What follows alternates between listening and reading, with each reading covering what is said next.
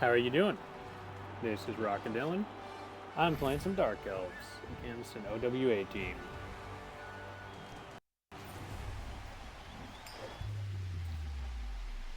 I'm going to be talking through some of the mistakes that I've made in this game.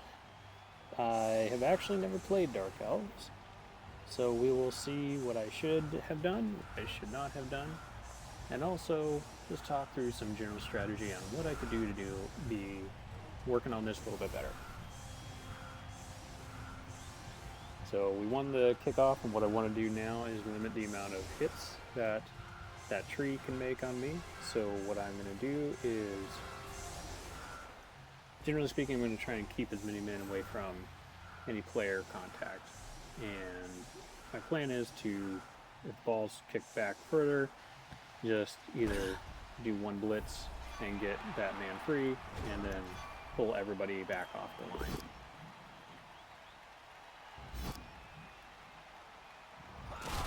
So there, everybody's freed up now. So I'm just going to pull everybody back into a double layer screen before I pick up the ball. So it limits the amount of blitzes that I'm going to be taking and hits that I would be taking. This is generally known as the DACA, and I didn't pull it off very well.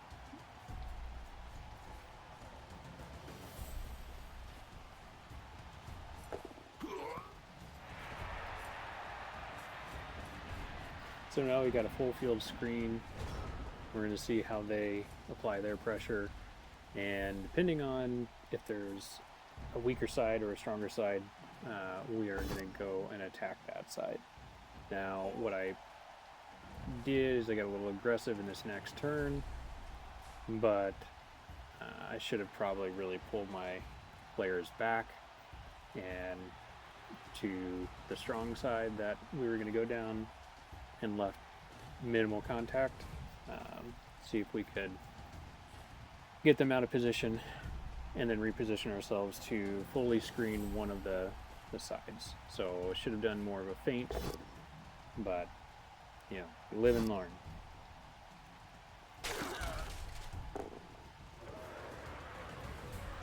Here I'm looking at the left side, realizing, oh, okay, it's pretty weak that side, just one defender on it. But this is where I made my first mistake. I should not have based up that other lineman right there. If I was really going to do this, I probably should have just pushed it and then not based that up. Because you see how far my ball carrier is now, I'm kind of just solidly in line where lots of support can come in from the opposition team. Whereas if I pulled everybody back further, but still kind of favoring that side, I may have been able to lull them into overcommitting to the left, whereby then I could swing back down to the right to open up that right side a little bit better and not lose any men, have less contact with all of them. Because they're playing OWA, they have the words that, depending on what player they are movement 4 or movement 5. They can't reposition as well as the humans on their team, and their tree is locked down, so really that's going to be our pivot point, is left or right. And here I noticed that they are doing some one-die blocks, and that should have tipped me off that they're going to play a little aggressively and should not be putting in base contact. So this whole sequence I would have done much differently now. I would have left that lineman on the ground around all three of those. If they foul, fine. But those players are essentially out of the play if I swing to the right. And I spent way too much time and resources, including blitzing with the ball carrier, to try and make that a serve. So what should have happened here really is everybody should have moved to the right without any contact, as far to the right as we could without any contact, maybe dodging off and blitzing specific players, but like I said, you live and you learn.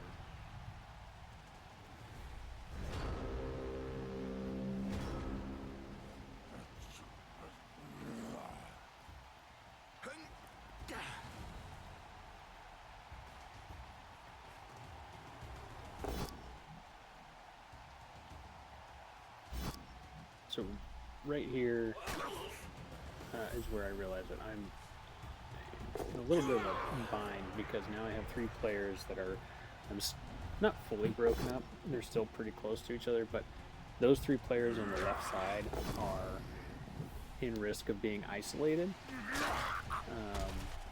And you really don't want that with your Dark Elves. You want to be able to screen properly and be able to not have as much contact, especially in the early game. This is the very first game with these Dark Elves. So the issue that you run into here is you don't have any dodge on any of your blitzers. You have minimal skills.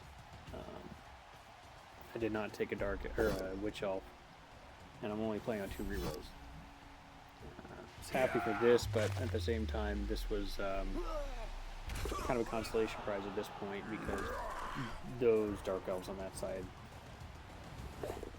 aren't able to meet up with the group, even if they were to go straight into it. So we're kind of leaving them out there. And I left that lineman there too, as to help prevent at least a little bit the surf of that blitzer. Because if I had dodged him off and left that blitzer there, that's a very juicy target for someone to try and blitz. And honestly, this if I was going to be coaching this player, I wouldn't have blitzed with that Troll Slayer. I would have blitzed with the lineman that he just used, and then had the thrower surf that other lineman on that side.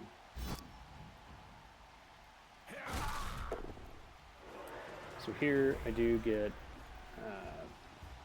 a pretty clear space on this right side to screen off and move up the field.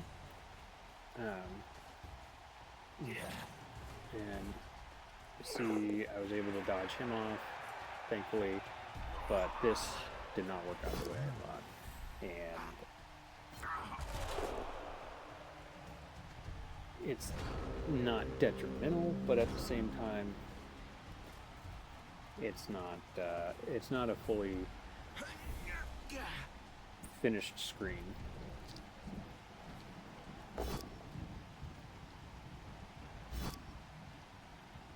So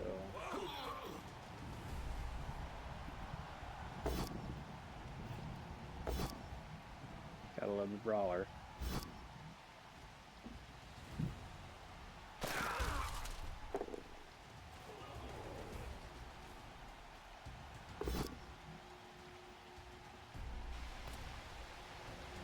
Yeah, so in that previous turn, what I should have done, instead of just picking him up off the floor, I should have, after I got the screen set up, I should have popped him up and dodged him off,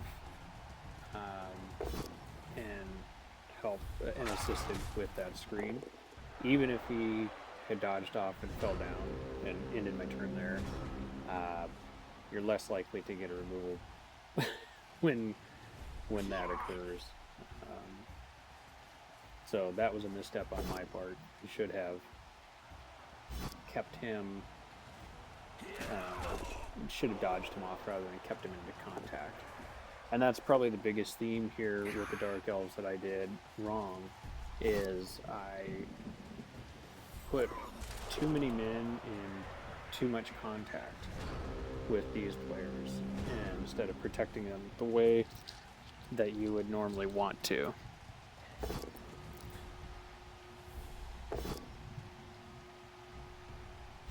And the reason being is you're just giving away free hits, right? So the problem that you're going to see in this entire game is because I put too much in contact, there's too many removals on the Dark Elf side. Now, Dark Elves can score and defend pretty well with minimal players, but the issue that we have here is there's a certain turning point, right? When you get past that pivotal, that point, there's not a whole bunch of good defense that you can put up. And you'll see later in the game where if I had made one slight difference, maybe this game would have ended up differently than it did. We'll get to that. So here he's only based the ball with one player. I just needed one assist, so I brought them up and bringing everybody up to get a little bit more contact on people, which again could be bad, but at the same time this wasn't devastating. The other thing is, luckily that was an armor break, so I wasn't too much of an issue. That lineman that gave an assist, I would love to have put him down one more square. That way, if it wasn't an armor break, that player is not able to immediately jump up and is tagged out, at least, essentially.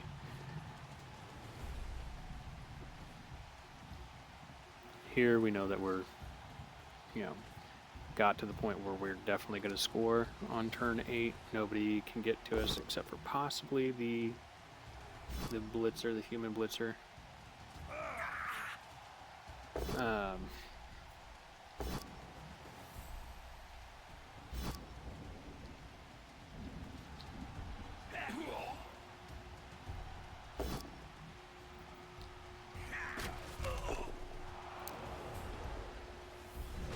So it was lucky for us, and these were unnecessary blocks. The reality is I probably shouldn't have done either of these next two. I had the rerolls and I figured, oh, okay, I'll just go ahead and take it. But right there, I could have done a 1-9 and gone into halftime having scored nothing. Luckily, I had the reroll, put it into this one, and was able to score.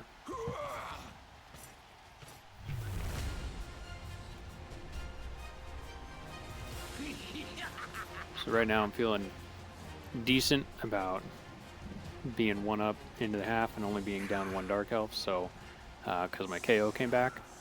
So I'm just pulling everybody that I feel is important off the line, and just, it is giving away free hits, but I have to put 3 guys on the line, so it's my lowest priority ones of linemen.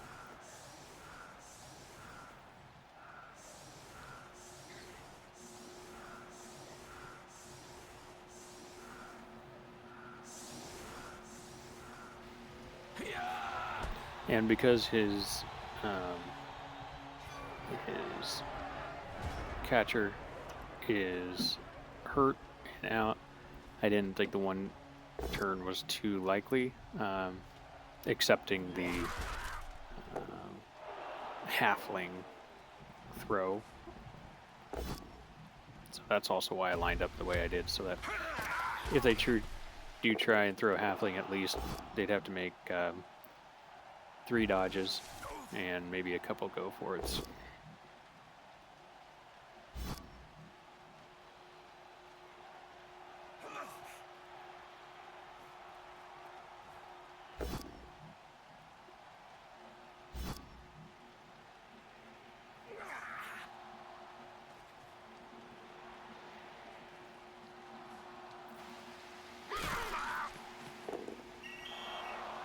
I understand the logic behind trying to do a foul there to go into the next half with less people on my side, but the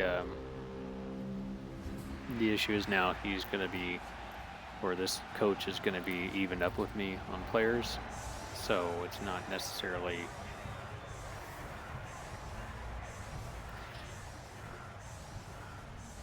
yeah, I mean, just depending on the situation, it's not a bad foul.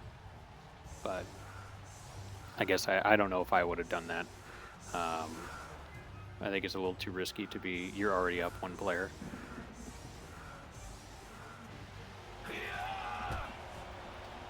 So we see the pouring rain conditions are gone, thankfully. And right now, I'm just trying to see if they're going to open up a weak spot in their line by mistake and take advantage of that, flood in a couple players. This was unfortunate.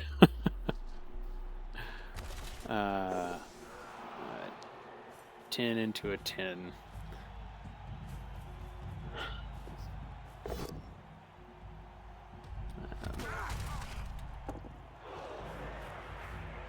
Yeah, luckily it was just a lineman, so I didn't really care about it dying. May have to deal with a loner next time, but you know, you can mitigate that. Just put them on the line, and the loner dies instead of one of your actual important players. So part of the game. You're gonna lose players, and at least it's the you know, you protect your good ones, and you notice that some of your lesser valuable ones will die.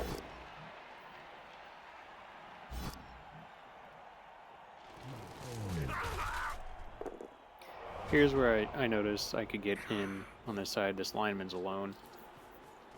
I could blitz this, and I did use a reroll here even though it's my first turn, and the reason why I did that is because at this point I knew I could probably base the ball.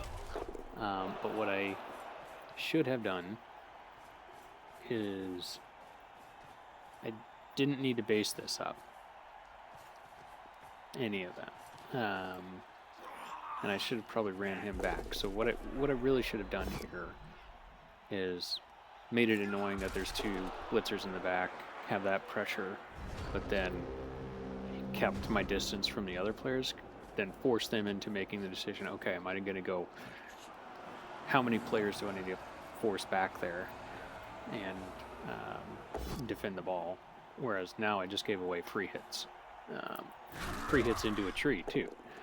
So now I've got to dodge those players off if I want to, and I've only got one reroll for the rest of the half. So this wasn't entirely well thought out. I played too aggressively on this turn.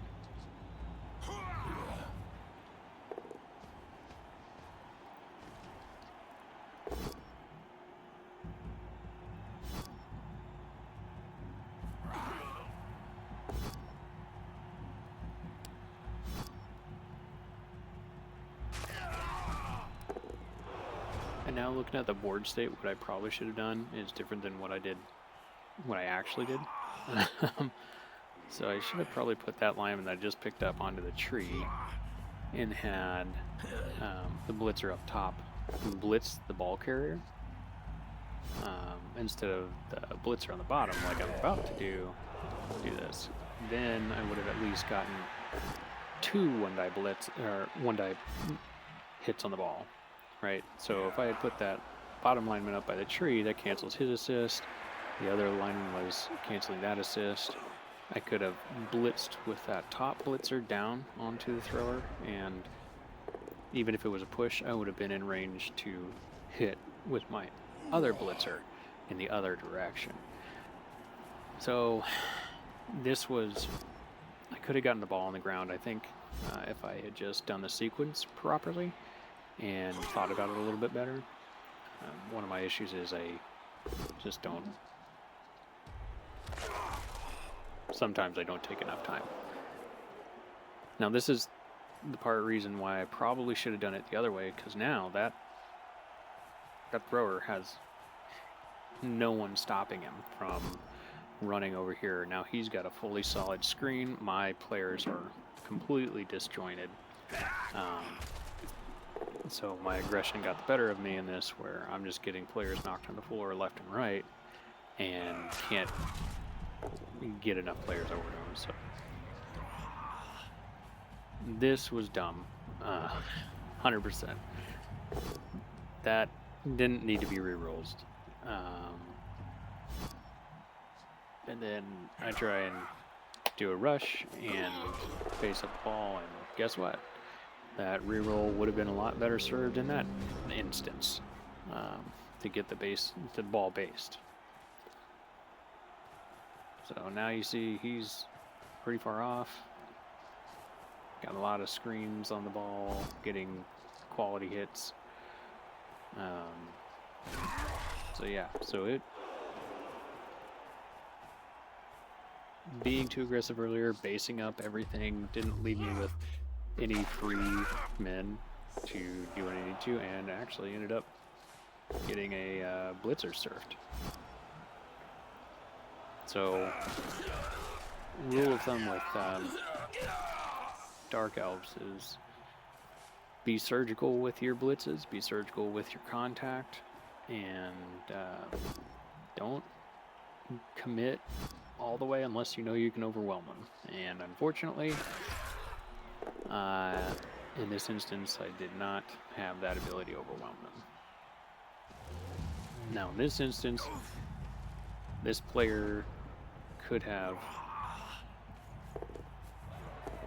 stalled out the game, put a couple men on that Dark Elf and stalled out the game, but they decided to score on turn 13, which is giving me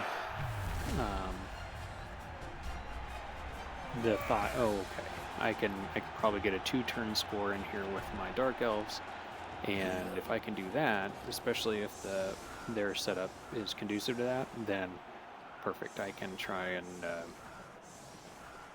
go up 2-1 and just hold out. And so I overloaded one side with players and got a lucky high kick. And so I started going to work on opening up this right side to get this Blitzer Dark Elf into a position to score. And because of weather conditions changed, this wasn't terribly high of a risk, but I'm doing all this with no rerolls, so this isn't quite the best situation to be doing this with.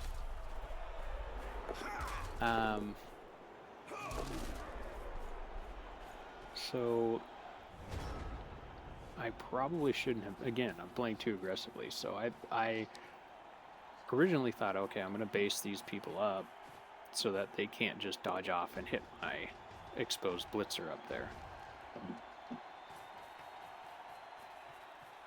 But in looking at this again, I realized, maybe I should have gone up and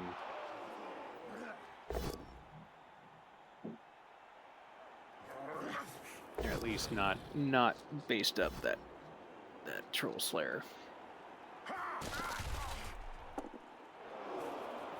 This is another one die that they went ahead and did, which is fine. It needs a blitzer with block, but this player threw a lot of one dies. Now in this next sequence, I'm going to do the same thing, but I'm thinking to myself, okay, I can get a 3+, 2+2+ to get a score on 2 turns. And they're only going to have 2 turns. They don't have their catcher. I need to be careful that they can't come through. But at this point, I've only got 8 players to prevent any kind of breakthrough period here. And they don't have their halfling either. So the 1-turn scores are pretty low. But what I will say, what I should have done on this, the 2 players on the right and left, honestly, those needed to be spread out. And I should have pulled everything back to about the 7th square back in a straight line across the whole pitch. That way, even though there's a Troll Slayer, he won't be able to surf anything too much, and it would prevent everybody from being able to get in position to score without being overwhelmed. So having the 7th space back, I probably could have been able to put in lots of, see now on the left side, this dwarf blocker is tying up 2 men that I'm going to have to dodge off or block with 1 without block. So if I had to do this part all over again to preserve the 2-turn score, I would have pulled all of my Dark Elves back 7 tiles, except for the 3 linemen on the line, and made them a straight line across. Because in that regard, I mean, because this is one dodge and boom, it's a turnover. Now all he has to do is blitz that one Dark Elf that's on his blitzer and hand off with his thrower. So the reality is I could have done this much better, and I will put this in the old memory bank in the future. Because he still has a reroll left. This coach has a reroll left. And all he has to do is hand off the 3+, fails the 3+, but has a reroll. And a reroll on 3+ is an 88% chance of success. Which, you know, to me, that's almost assured. So I should have played that second possession much better, and I just didn't do well.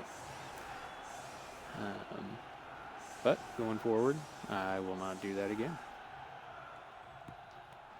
Here, you know, in order for a blitzer of mine to get one turn, what I'd have to do is get 4 pushes, and with a stand firm tree and no guard on these dwarves, it would be difficult for me at least. I'm terrible at 1 turns. So here I'm just kind of farming some points to see if I can. Why not? And ended up in a draw.